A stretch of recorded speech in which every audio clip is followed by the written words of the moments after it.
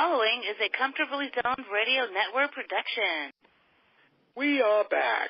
Bock score from Nedick's at the Old Garden on 49th Street. I'm Ralph Tycho with the Comfortably Zoned Radio Network. We have a panel of folks to talk to Mr. Bock tonight. Al Blumkin from Sabre and the Comfortably Zoned Radio Network is here. Hello, Alan. Hi, everybody. George Case III is here. Hi, everyone. And David Hubler is here. Hi, good evening. I will now do one of my favorite chores in the world. I will ask the question, what's the score, Hal? Well, the score this week, there were some strange things going on in baseball. My column this week was about the fact that after all of these years, 100 years or so, of barring gambling and coming down hard on gamblers associating with players, baseball has embraced gambling. Now that the Supreme Court said it was okay, baseball, seeing a cash cow, has partnered with MGM, the casino in Las Vegas, and you'll be seeing gambling ads on MLB Network. You'll be seeing them elsewhere on all MLB platforms. And as if that wasn't enough, that's what I wrote about this week. Then the next couple of days later, they had the Hall of Fame, one of their many committees to consider Hall of Fame inductees, and they elected Harold Baines to the Hall of Fame. Well, Harold Baines never got more than 6% of the vote when he was on the writer's ballot. Nice player, pretty good player. Hall of Famer? Is he up there with Babe Ruth and Ty Cobb and Willie Mays and Hank Aaron? I don't think so. But baseball... He's not even up there with Paul Molitor. I agree. But baseball's doing some awfully strange things lately, and I'd like to open that up to discussion for you guys. What you think of embracing gambling while Pete Rose cools his heels and electing Hal Baines to the Hall of Fame. Well, can I say one thing about their embracing gambling?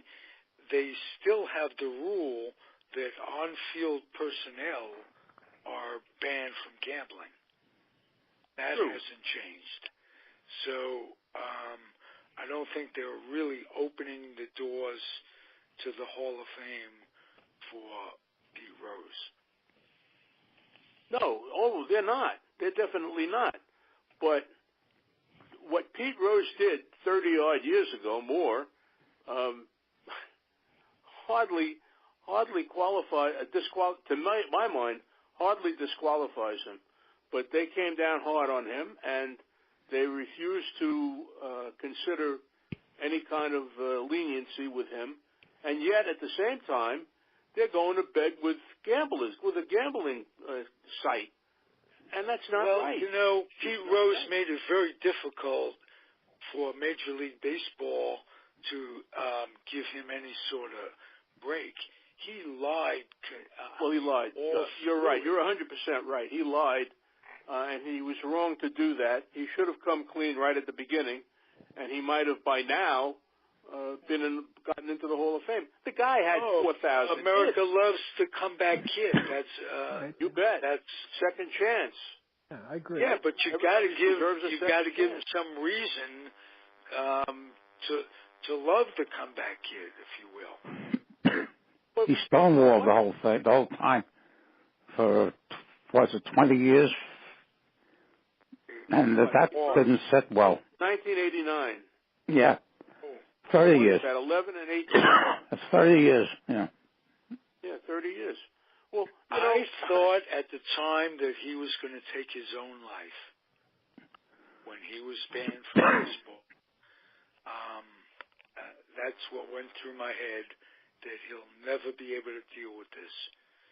And because he was obviously a degenerate anyway. And but what can I say? I don't know. I think that's well. You know what, Ralph? You bring up a point with Rose, and I'll just throw my 2 cents in here. Rose has made so much money promoting himself and doing all this kind of stuff. And he goes to Cooperstown every year, signs autographs for money, and does commercials. I've heard him on commercials doing stuff. So, I mean, I don't feel sorry for him. I mean, my opinion, I'm not a gambler. I just, except that I know that when I was a kid and when I grew up around baseball, gambling was always a no-no. You don't do it, period, end of story. And now, as Hal points out, Major League Baseball is getting in bed with gambling. And, it bothers me. It bothers me because I guess maybe I'm not a gambler and I don't bet on anything. But the fact is that now you're going to have all kinds of people wagering all kinds of money, taking money away from, their wives or family or whatever, and betting on, whether the guy is going to win, lose, draw, or whatever they're going to do. And it's now in all the sports. And I think it makes a whole new era of professional sports and gambling that, it's always going on where you've seen the odds and doing that kind of stuff. But now, a game like baseball is going to be subjected to all this kind of stuff, and there's going to be a bunch of people that are going to make fortunes gambling, and there are going to be people that lose fortunes gambling on baseball.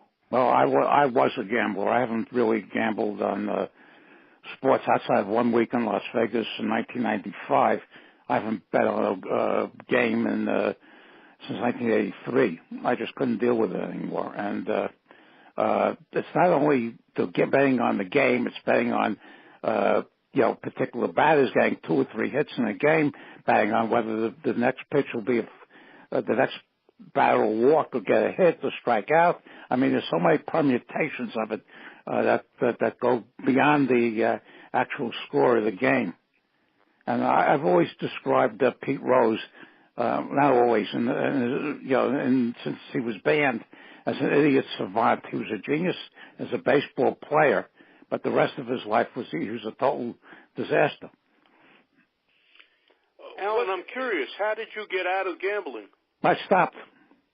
Believe me, I've had the urge to do it quite a few times, especially football. Baseball, I had 2 weeks in baseball in 1963, and it drove me crazy. So I stopped that. Football, I went till 1983, and I just got to the point where now, there's certain games I like, certain games I don't like, but I just can't deal with sitting in front of the TV till 3 o'clock in the morning and watching some game night game from the West Coast because I have a bet on it. And I've turned down when the fantasy baseball league started. I wish I had $1 for every invitation I turned down. Yeah, I love. It's too crazy. It's just too crazy for me at this stage. Well, the last time I bet on a baseball game, I bet on the Yankees in the '55 World Series.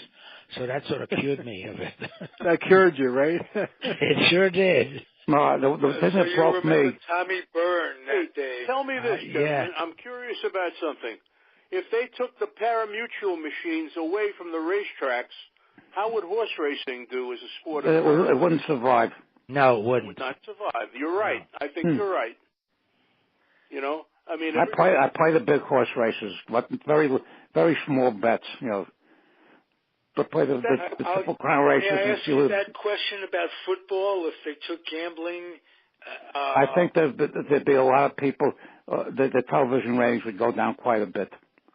Okay, it's true. I mean, it's an addiction in America. Yeah. And what baseball is doing is recognizing that and taking a nice payday from MGM Grand. They're all doing it. And they're all sponsoring FanDuel and DraftKings and all the rest of them. Well, keep in mind that it's not just in the United States. I mean, gambling on soccer matches in Britain is epidemic.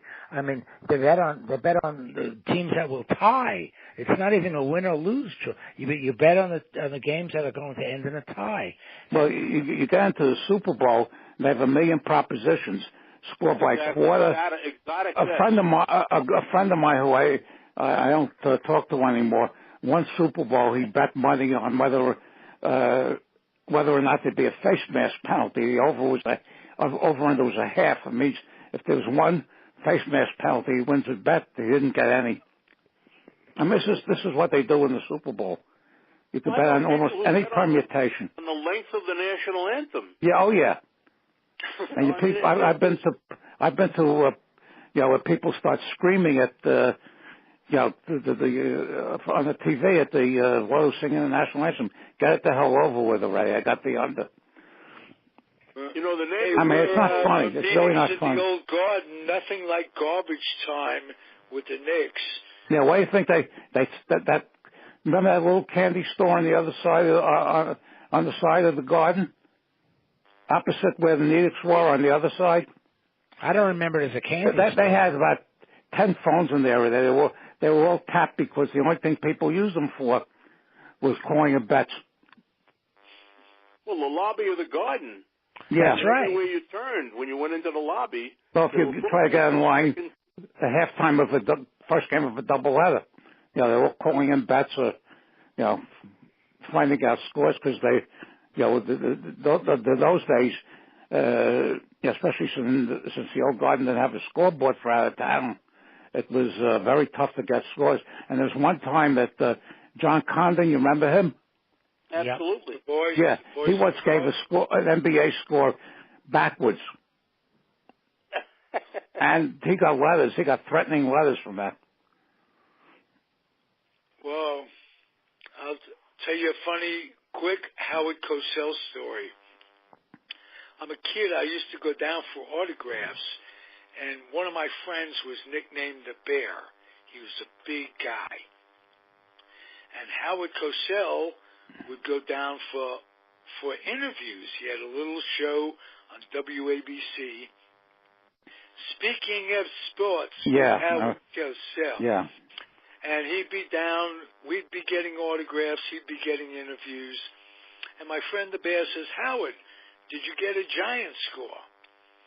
And Howard Cosell lied to the Bear. He told him Bear was a fanatic Giant fan. Howard was just fucking with him, basically. He says, 6-5, they lost. Bear was so pissed at Howard Cosell, I almost had to hold him back. That's my Howard Cosell story. Yeah, I'll tell you another one. During one of the early Monday night games, he had Bob Hope on at halftime. He says, well, Bob, what do you think of the game? He says, the Rams better get moving. I get 10 points with them. Well, look, the papers every week. I know, yeah. Print the line every day. Not only every week, but every day the papers print the line. And if they weren't printing the line, people would complain, I'll guarantee you. Oh, no question. It's like the numbers. Exactly. It's an addiction. I mean, George, and I'm with George. I don't bet. I have no interest whatsoever in betting.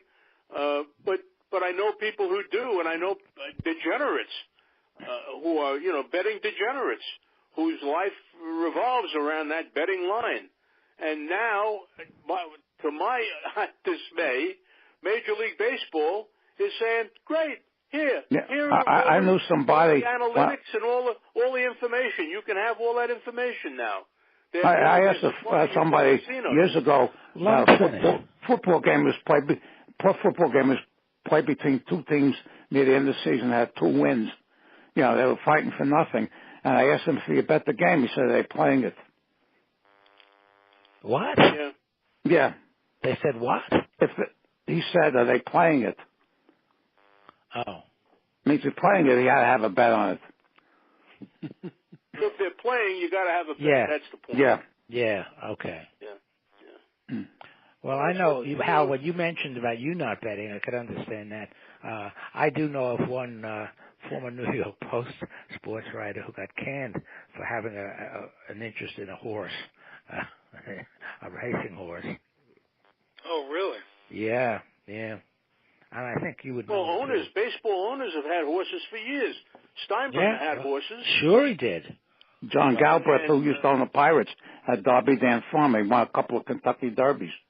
That's right. Yeah. And McGraw used to hang out at the horse track. Yeah, well, Hornsby was periodically called into Landis's office because he was a horse player, and he had the clubhouse boy run bets for him. Well, in those days, in the dead ball era and before, betting and gambling was rampant in baseball.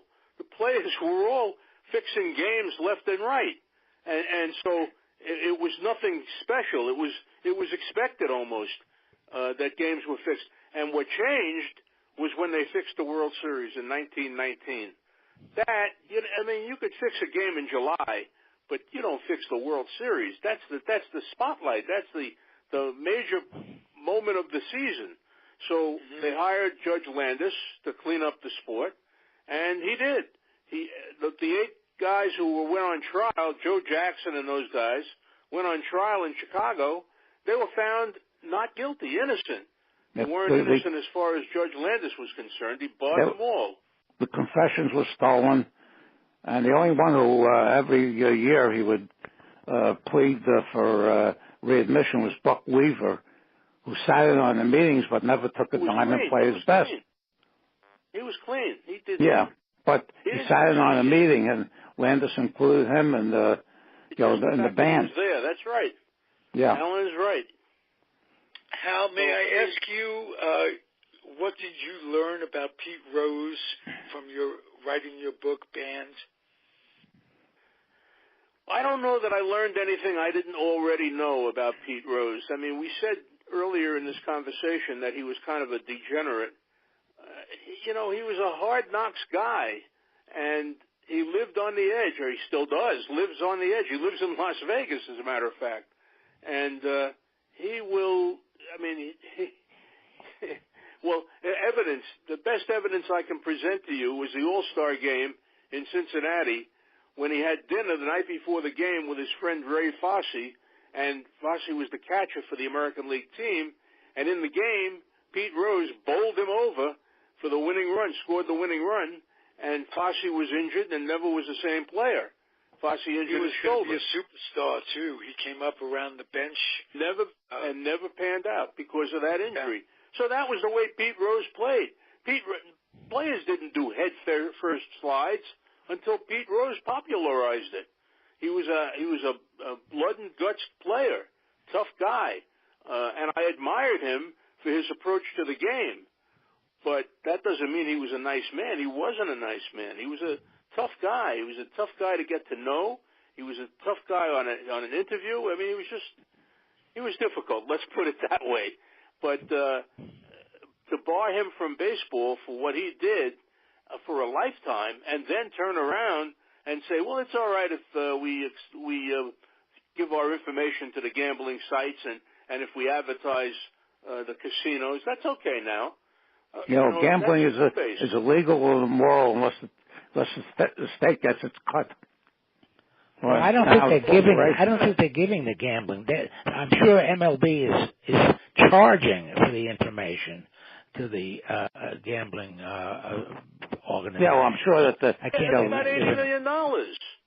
The deal was $80 million to baseball from MGM. Right. So there you go. So there's the money. Well, always follow the money. You know that. Yeah. Mm-hmm. I can equate the gambling thing with the cannabis industry and the legalization of cannabis, where all these government people who thought it was horrible and don't smoke all these years, now they're coming around, not because they think it's good to smoke, because they're getting a piece of the action when they legalize it. So it's all for the money, not just in sports, not just in gambling. It's all about the money in this world. Of course. Well, they're saying here people want to legalize marijuana because the tax from the sales would go to improving the subway system. Here in New York, I know. Yeah. Right. They need to sell an awful lot of pot to I know that, yeah. I'll tell you. Look, I worked for them for 25 years, and nobody who was the people I was friendly with, we're all out of there, and nobody regrets it. Who are you talking about, the MTA? The New York City Transit Authority, which is a subsidiary of the MTA. I thought you worked for IBM. What did you do for them? No, I worked for IBM for 12 years. I left in 1981 to go to the Transit Authority. What did you do? Drive a train? No, not quite. No, that's a great job. I juggled a lot of numbers. Let's put it that way. Yeah. Because down in D.C., it's all automated. So the guy I know that. Yeah, sits there, and he just sits there. And if he's lucky, he calls out the right station that's coming. Yeah. My son says that system is terrible. Oh, yeah. The Metro in D.C. Well, it never really matured to a real system. It catches fire all the time, doesn't it, David? Well, they have all sorts of problems with the tracks, and I think there's a lot of graft going on in that whole. Well, everything it's just inept. The lawyer says it's a death trap. Everything in the subways here is over 100 years old. Yeah, that's different. There's signal problems, like every day. It's incredible. Yeah, I mean it's a huge old system. Yeah. But here, I mean, I remember when they were building it, and they still are. They're still building it. In fact, it's. You think New York City construction is graft? They just discovered they're building the extension of what they call the Silver Line out to Dulles Airport, and they discovered that the contractor who had gotten the job they were putting up concrete slabs to build the station, and they discovered that the guy shorted them out on the proper formula for making the concrete. So now they've got thousands of these plates that have to be replaced. Oh my God! They don't meet the standards, and they would fall apart if they were built into. The stations would collapse, and they're all above ground stations. So you've got to have a decent station. I know the old IRT, the stations were wood. They lasted years. Yeah. These guys couldn't build stations properly. That's what's going on in the metro system down here.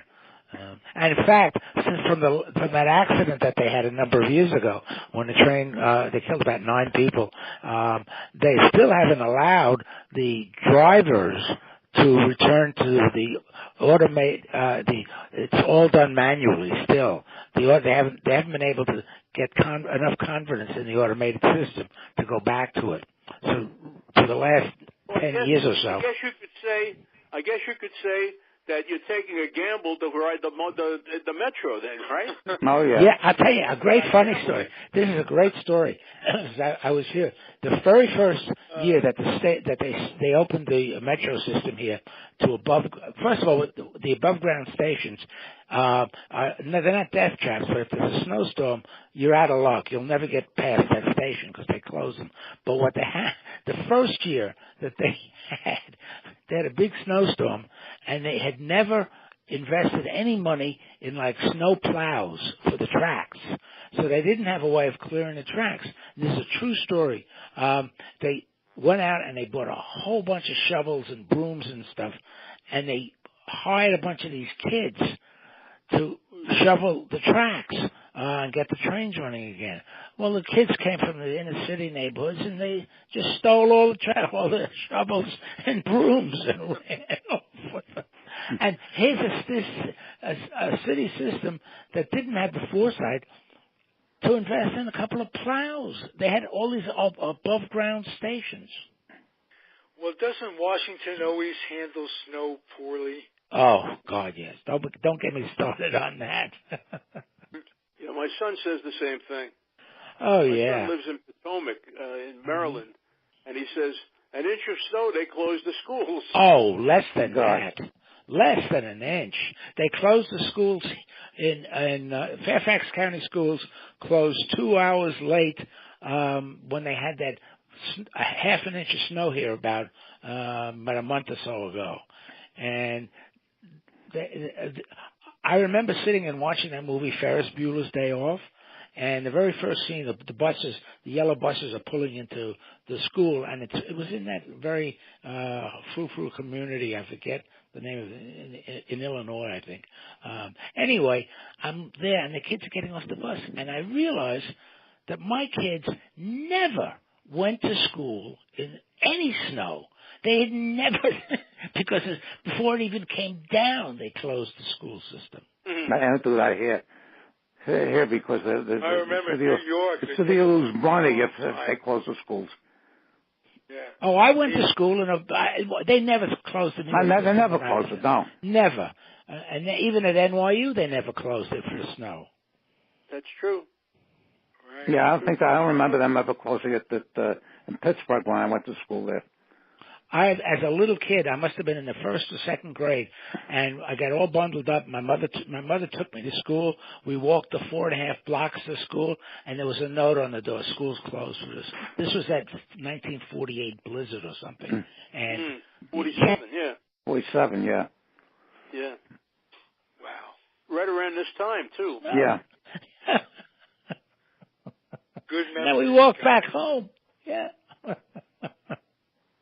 Well, they didn't leave you there. No, they're a little better. They didn't leave you there, right? Well, let's get to Harold Baines. Harold Baines. Yes. Well, Harold Baines got he was off the ballot because he got less than 5% of the vote. Yeah. They dropped him from the ballot. His top vote in the baseball writers was 6%.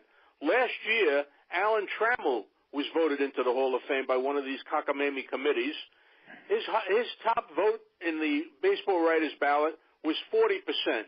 Now, if you're asking the baseball writers to vote and you're asking them their opinion, and they tell you, well, 4 out of every 10 think he might be a Hall of Famer, when you really need 7.5 out of 10, then he's not a Hall of Famer. And if the guy gets 6%, that's minuscule. How do you vote that guy into the Hall of Fame? Well, I'll tell you a little secret. The voting community in the baseball writers is about 450 writers. So to get 75% of that, you need well over 300, right? 300 people have to agree that you're a Hall of Famer. The voting community on these committees is 16 people.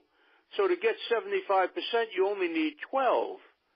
And on the committee that voted in Harold Baines the other day, one of the members was Jerry Reinsdorf, who owned the Chicago White Sox, the team that Baines played for. Another of the voters was Tony La Russa, who managed the Chicago White Sox when Baines played for them. So do you think that they had a kind of a jaundiced view of Harold Baines? What kind of an election is that? It's terrible. It's laughable. It really is. Can I'd like to ask you something about that, Hal, and it's bothering me more I think about it. Why in the world do these committees allow the votes to be tabulated or the guys to be inducted before the major Hall of Fame induction? I mean, people are screaming because they got Baines and Smith, because I think the election itself that you're talking about, the sports writers, is what, in January?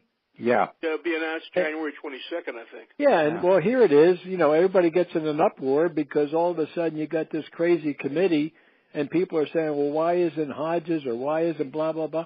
And in your column last week, you're talking about Mariano Rivera. Well, I think he is going to be a shoo-in, but my God, these two guys are getting all the publicity, and they get this crazy committee elects them to the Hall of Fame before anybody else. Well, strange things in that's baseball. the first crazy committee. Frankie Frisch headed one up, and he put in a lot of guys that don't belong. They had a veterans committee. Yeah, Frankie Frisch put in a lot of players that don't belong. It was the only committee. There was one committee, a veterans committee, and they were charged with considering players who were passed on by the Writers Association.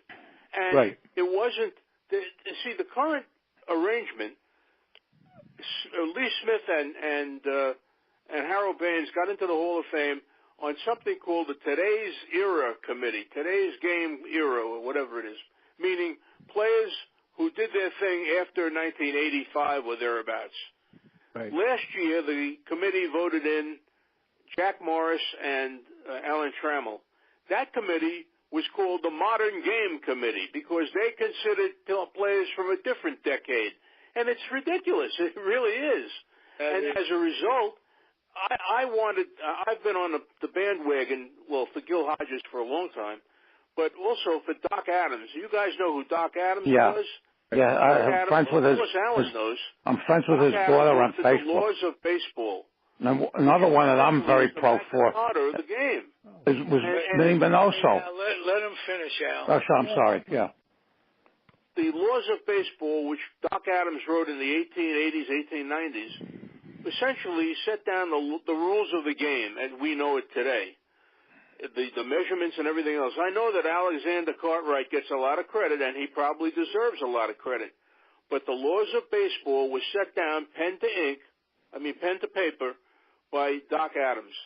Doc Adams is not in the Hall of Fame, and he doesn't come up again, and he hasn't been on any ballot for a long time, but he comes up again now, I think, in 2020, his committee. It's ridiculous. It's ridiculous to have a guy who really shaped the game as we know it today on the outside looking in, while Harold Baines is going to be celebrated in July in the Hall of Fame. Well, Hal, that's my point. Why do these crazy committees get precedent over the actual induction of players that we all think deserve to be in there? I mean, you can't tell me that people are going to read about, Harold Baines and Smith and say, oh yeah, they're in the Hall of Fame. Well, a guy like Mariano Rivera, he hasn't even come up for the vote yet. Well, if they announce those guys after the voting of the guys that are this year, they look like an afterthought. So now they're a forethought, Ralph. They're a forethought. Now everybody's in an uproar about those two guys, and you forget about the guys who are so deserving.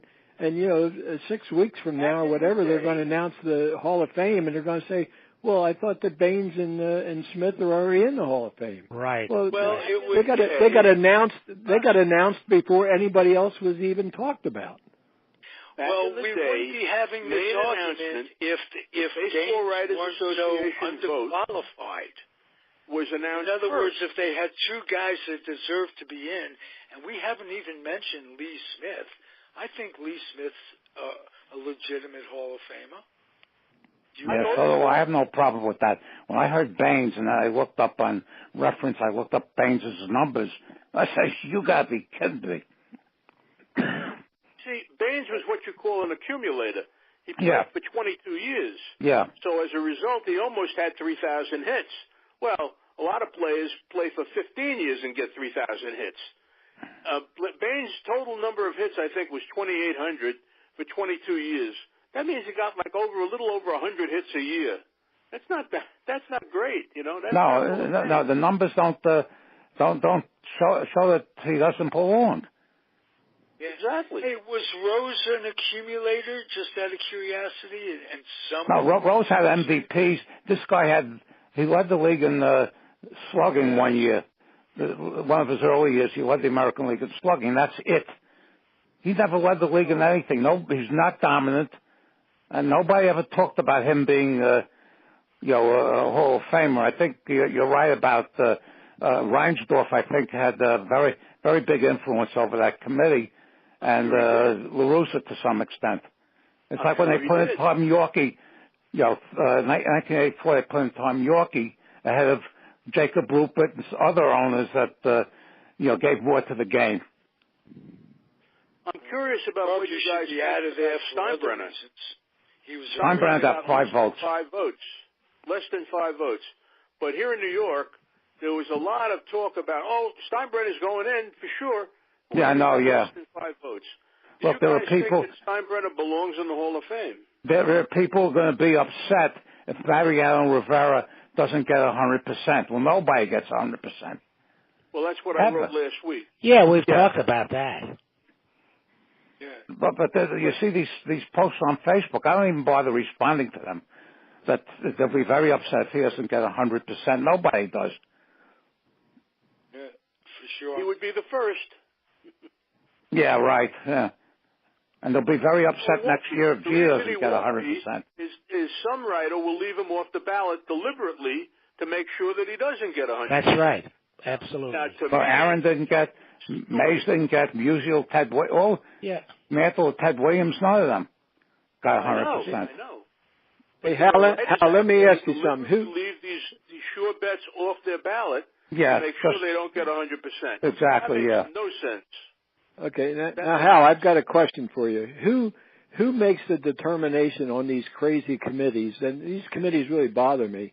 When it used to be the Veterans Committee, I understand, but now they've got, all these different names. Now, is that something that the Hall of Fame, the board of directors comes up with all these crazy, names They have and a eras? committee. I believe there's a screening committee of writers who comes up with the names that should be on the ballot. One of the things that I was surprised about yesterday or the day before when they announced this, Lou Piniella came within one vote of the Hall of Fame. Lou Piniella is not a Hall of Famer, and he's not close, in my view, to being a Hall of Famer. He came within one vote, so he could have easily been with them, with Baines and Lee Smith. No, a couple of years ago, they put in the same committee. One of these committees put in Joe Gordon, who, I looked at his numbers, and I don't think he's a Hall of Famer. You know what might have a lot to do with it is that Chicago has a big populace, and when they induct guys, they want a big turnout. And, sure. Chicago is apt to give them a big turnout because the museum is a business, and they, like anything else, getting back to follow the money. Could that have something to do with Baines and Smith both? I really, I understand what you're saying, Ralph, but I really don't think so, because I think the committee operates independently of what fans show up or how many fans show up. I think they consider the committee is appointed by the Hall of Fame itself. Yes. Now, a few years ago, they put in the committee put in 3 people who are all dead. I think Jacob Booper was one of them. There were a couple of players, and they got nobody. And the writers didn't put anybody in, and they had an attendance of next to nothing up there. And I think that's one of the reasons that they they get these veterans committee putting within players because they can get some attendance. Yeah, that's. But I don't, for the life of me, don't understand why Minnie Minoso was not in. He was the first great black Latin superstar. No he compiled a very good record, and he had to endure, Robinson and the early black players endured. He endured it, and he endured it more because he was Spanish speaking. Okay, now Alan, you bring up Minnie Minoso. I agree with you, but for Minoso, he's got to be elected by the veterans or whatever it is, which comes up in year whenever Gil Hodges comes up the next time. Yeah, and Hodges. I mean, those guys come up if they're going to be on the ballot of the Veterans Committee or whatever they're calling it. They might have to wait another couple of years before that committee votes on their selection. Yeah, a lot of these people never saw him play. Saw Hodges play. And that brings us back to people like yourself, Hal Bock, not being able to vote anymore. You should at least get on a committee, if not you. You haven't invited me to any committees. No, but if not listen, you, I'm perfectly okay patriots. At this point with what they choose to do. They don't care for my opinion. I won't give them my opinion. If I want to express my opinion, I'll express it in my column and on the air with you guys. Hal, you had a vote, they took it away from you? Yes. Why? Here's the story. I voted for almost half a century, and a couple of years ago, maybe 4 or 5 years ago, they decided that retired writers should no longer vote. That in order to vote, you had to be an active writer. And so as a result, there were about 100 of veteran writers, retired guys, who lost the vote, and I was one of them. So as a result of that, the most experienced voters are no longer voting. You have a much younger electorate, and the reason for that is the Hall of Fame wants Roger Clemens and Barry Bonds in the Hall of Fame, and older voters like myself refuse to vote for these guys who cheated the game. Younger voters are probably, forgive and forget. Well, I don't forgive and forget. So they have a younger electorate now, and Barnes and Clemens have moved up a little bit each year since they did this, and I'm sure they'll move up again this year. Will they get elected ultimately? I don't know. I don't know if they'll get to 75%. They're both in the 50s right now. But what about A-Rod when he hits the ballot? My vote. What about A-Rod when he hits the ballot? He was suspended a year for it's the same deal. I mean, I know, yeah. The Hall of Fame, I'm sure, is going to want A-Rod in the Hall of Fame based on the fact that he hit 600 some odd home runs and 3,000 hits and all of the other good stuff that he did. He didn't have 3,000 hits, I don't think. But the Hall of Fame, as you said earlier, is interested in attendance and wants to broaden it. They don't care. They were concerned because the people who were in the Hall of Fame, the honored Hall of Famers, were all of a different generation. There were fewer and fewer younger Hall of Famers. So they wanted to get the membership to be younger and to be more modern. And that's why you have a modern games committee, and that's why you have Harold Baines in the Hall of Fame. Mm-hmm. Does that answer your question? Yes. I'm not. I was very bitter when they did that. You mentioned that Pinella missed it by one vote, and remember, these are the 16 votes. It's not. Pinella, they consider his managerial career also. Yeah, sure. Okay. Yeah. Who else was on the ballot, if I might ask? And I might, and did. Al? Yeah. Who else was on the ballot? Oh, guys that didn't belong. Davy Johnson was on the board. Will Clark. People would rather have Will Clark in there than Baines. Alan probably knows the ballot better than I do. No, not anymore. But I saw the names, and the only one that I would even consider was Lee Smith. Well, I know Davy Johnson was on the ballot, and they threw some other names out there. Yeah. But the Baines, God, I mean, when they announced that the other day, I was in shock. It doesn't take me long to, it takes a lot to get me into shock these days. Well, Baines said he was in shock when he found out. I'm sure he was. There was a let's go around the horn before we close this out, and each of us pick one player, not selected today, who's in and who's your big gripe that they're in, that you just, player, executive, whatever. I'll start it. Yorkie is my guy to be out. He stopped the Red Sox from signing black players until 1959 when Pumpsy Green came up. That put them behind not only humanity but the baseball world for two generations.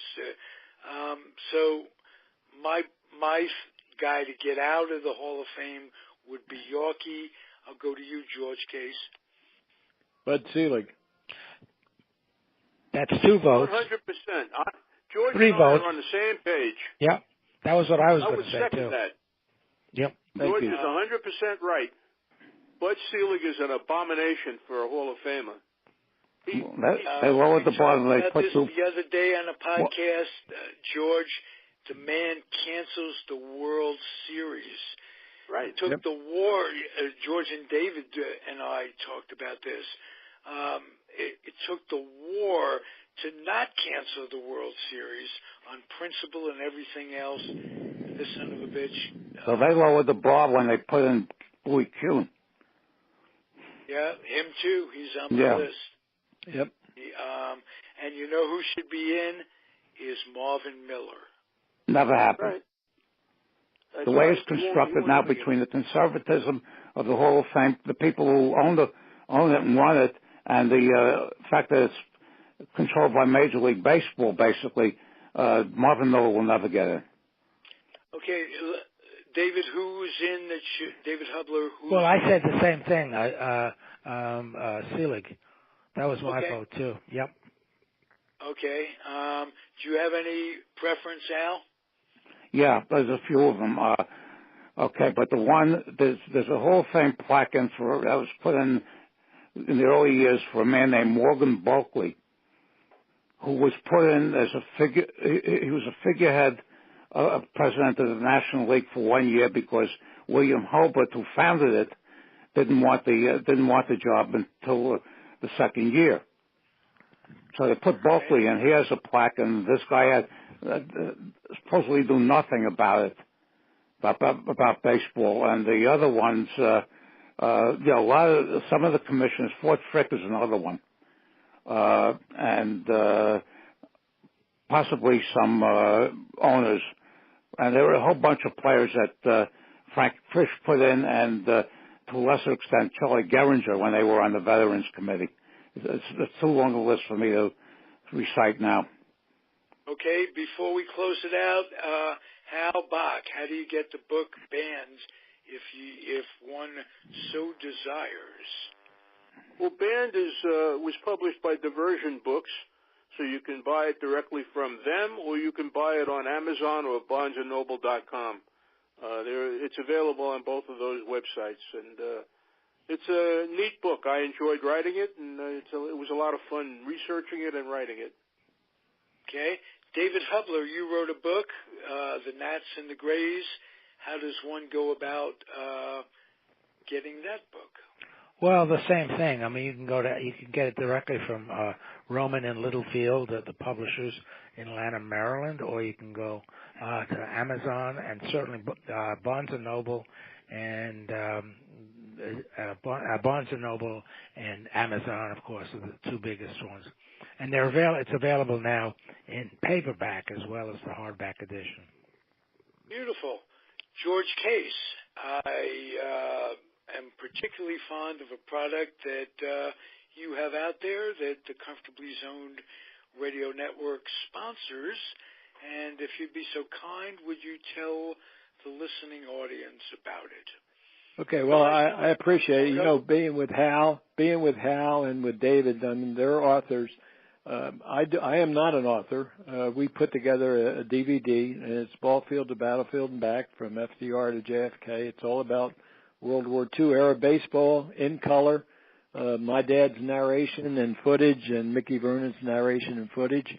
And it's available. You can buy it direct from our website, which is www.timelessbaseball.com. And, anybody has any questions, they can email me, case67@verizon.net. But the DVD itself, and David and how in their wonderful books, this is not a book, but it's not game action. It's behind the scenes of Major League Baseball during World War II. So that's what it's all about, and I appreciate it, and I've always enjoyed being with all you guys because we're all talking about a subject that we love, which is baseball. George, would you give us the website in case people want to shop for the book? They could shop on that website. Yeah, they can get it, Ralph. Thank you. It's www.timelessbaseball.com. That's our website. And if you go on the website, you'll see some old photographs and you'll see some blogs and some information about World War II era baseball, which for people who might enjoy, a look back at baseball history, or have a fan or relative who really is an aficionado of Major League Baseball history, our website is all about World War II era Major League Baseball. Okay.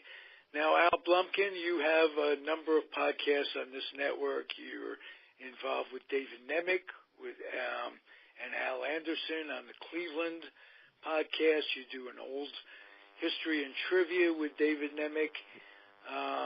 You're on the George Case Show on Sundays. You're a mainstay, and you're the Facebook baseball expert. Well, the shows I most enjoy being on are tonight and Sunday afternoon. Beautiful. Love to hear it. I love all your company, and I thank you. We'll be back next week, and thank the people out there. Thank you for listening. Well, thank you. Bye-bye, everybody. Thank you. Good night. All right. Night. Good night, everybody. Bye, guys.